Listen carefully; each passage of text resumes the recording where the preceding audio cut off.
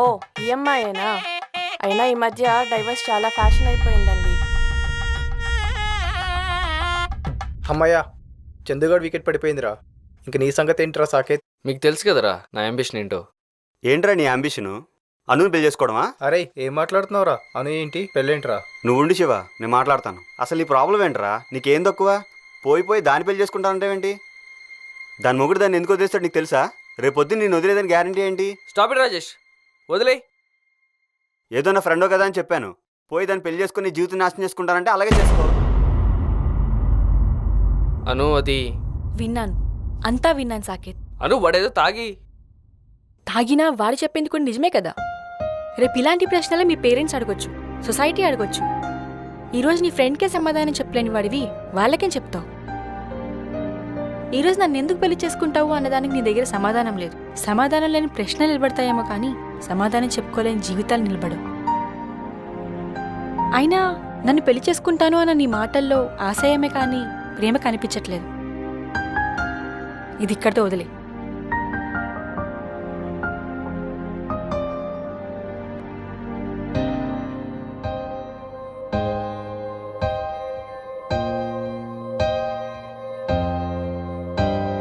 Hello అను.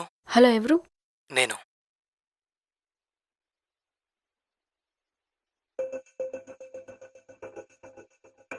ఎందుకు చేసావు చెక్క? ప్లీజ్ అను, కాల్ కట్ చేయొద్దు. నాకు యాక్సిడెంట్ అయ్యి హాస్పిటల్లో ఉన్నాను చెప్పినా కూడా నాతో మాట్లాడవా? చెప్పు, ఏంటి? తప్పు చేశానను.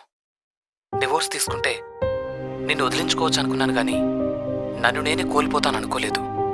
ఆ పిచ్చి రాతలకి తలరాతలు మార్చే శక్తి ఉందని తెలుసుకునే లోపే అంతా అయిపోయిందను. I'm sorry. సారీయా? నువ్వు చెప్పిన సారీకి నా ఆవేదన తీరా శేఖర్. బహుశా 3 నెలల క్రితం ఈ మాట వినుంటే ఇంకోసారి ఆలోచించే అవసరం ఉండేదేమో. ఇప్పుడు నువ్వు చేసింది తప్పా ఒప్పా అన్న ఆలోచన అస్సలు లేదు. నా పరిస్థితి విన్న నీకు కనీసం జాలి కూడా లేదాను?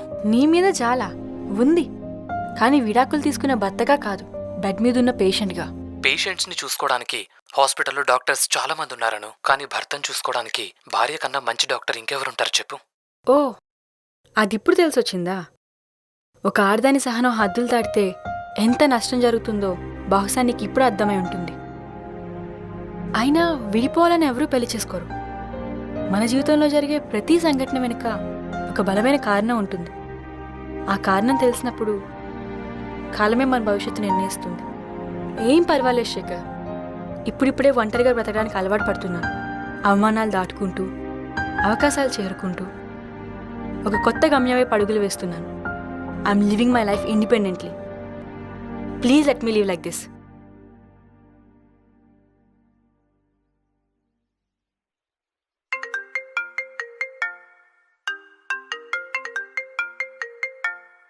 ఈయనేంటి ఈ టైంలో?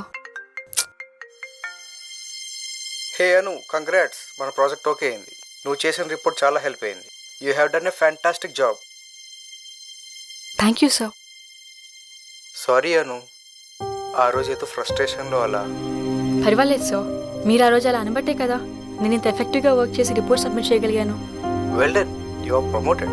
Thank you so much sir.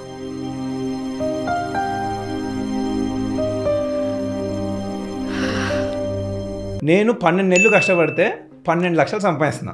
అలా 30% గవర్నమెంట్కి ఇస్తున్నా అంటే సంవత్సరంలో 4 నెలలు నేను గవర్నమెంట్ కోసం పని చేస్తున్నా. అది నా బాధ.